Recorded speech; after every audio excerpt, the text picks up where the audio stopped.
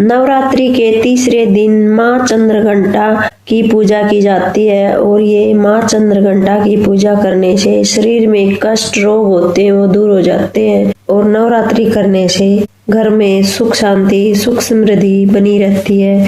तो नवरात्रि का तीसरे दिन माँ चंद्रघंटा की पूजा करनी चाहिए।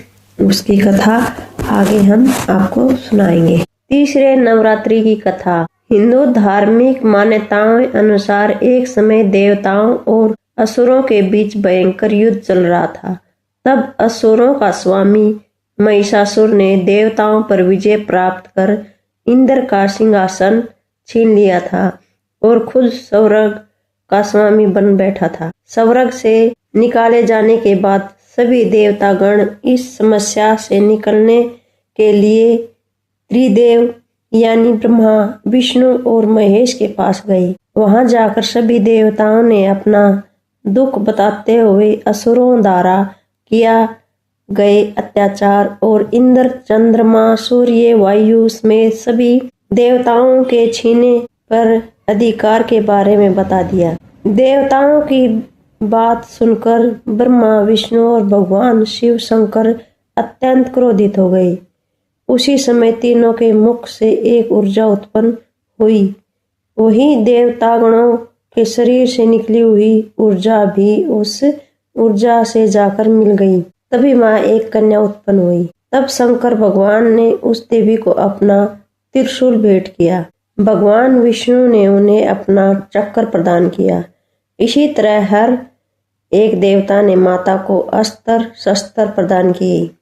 इंद्र ने भी अपना ब्रज एरावत हाथी माता को दे दिया। वही सूर्यदेव ने अपना तेज तलवार और सवारी के लिए शेर प्रदान किया। तब देवी सभी शस्त्रों को लेकर महिषासुर से युद्ध करने युद्ध भूमि में आ गई। उनका यह विशाल रूप देखकर महिषासुर भयभीत हो गया। तब महिषासुर ने अपनी सेना को माता चंद्रघंटा पर हमला करने का आदेश दिया। देवी ने अपने अस्त्र शस्त्र से असुरों सेना को नष्ट कर दिया। इसके बाद महिषासुर और देवी में भयंकर युद्ध शुरू हो गया और अंत में माँ चंद्रघंटा ने महिषासुर का वध कर दिया। देवताओं को उनके माँ चंद्रघंटा ने महिषासुर का वध कर दिया। देवताओं ने उसको आशीर्वाद दिया। बोलो चंद्रघंटा माता की जय। तीसरे नवरात्रि की कथा यही है और इसको सुनना चाहिए और सुबह नहा धो के पूजा पाठ करनी चाहिए।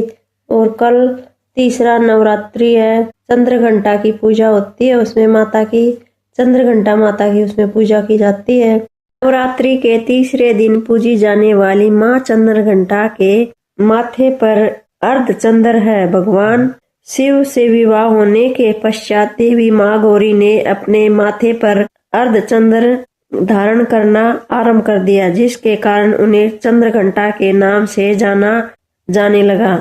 माँ चंद्रघंटा शुक्र ग्रह को शासित करती है। उसकी उपासना से धन संबंधी सभी समस्याएं दूर होती है। माँ चंद्रघंटा लोगों को सिखाती है कि समस्याओं से घिरे होने के बावजूद भी जीवन में शांति और संतुलन बनाए रखना महत्वपूर्ण है।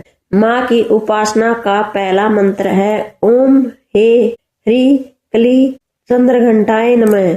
इनकी उपासना का दूसरा मंत्र है अति सौभाग्यमती सौराग्य नमस्ते नमो नमः। नमो जगत प्रियाय देवाय कृतय नमो नमः।